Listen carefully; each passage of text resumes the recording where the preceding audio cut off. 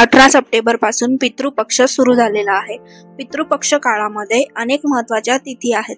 प्रत्येक तिथी ही राखीव आहे। या सर्व तिथीमधील एक म्हणजे येत्या 1 ऑक्टोबरला असणारे चतुर्दशी श्राद्ध। ही तिथी कोणासाठी राखीव आहे, या तिथीला काय केले जाते ते आज आपण जाणून घेणार आहोत। नमस्कार, मी प्रफुल्ल येळकर आपल्या आरोग्य सुख समृद्धी करता शुभकामना करतो। चालू असलेल्या सध्याच्या पितृपक्षाचे अनन्यसाधारण महत्त्व, चतुर्मासामध्ये येणाऱ्या या पितृपक्षाचे विशेष महत्त्व आहे। विशेष राखीव तिथी म्हणून चतुर्दशी श्राद्ध सुद्धा आहे।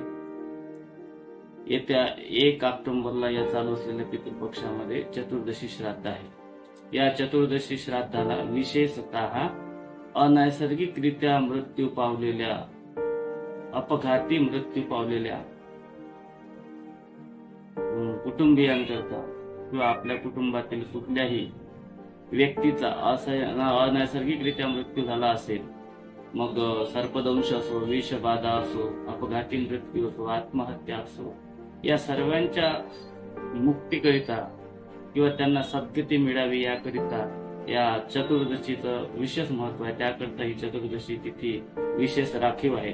आपल्या कुटुंबातील कुठल्याही व्यक्तीचा अपघाती मृत्यू झाला असेल किंवा पण श्राद्ध विधी वगैरे करावे असं कूर्म पुराणामध्ये लिखित आहे। श्राद्ध तर्पण विधी बरोबरच यथाशक्ती दान सुद्धा करावं, ज्यामुळे आपल्या पूर्वजांना मुक्ती मिळेल किंवा पूर्वजांचं स्मरण कायम आपल्या स्मरणात राहील आणि त्यामुळे आपले पूर्वज तृप्त होतील, आपल्याला आशीर्वाद सुख समृद्धी प्रदान करतील। याकरता या तिथीचं विशेष महत्व आहे। त्याकरता ही चतुर्दशी श्राद्ध तिथी राखीव ठेवलेली आहे।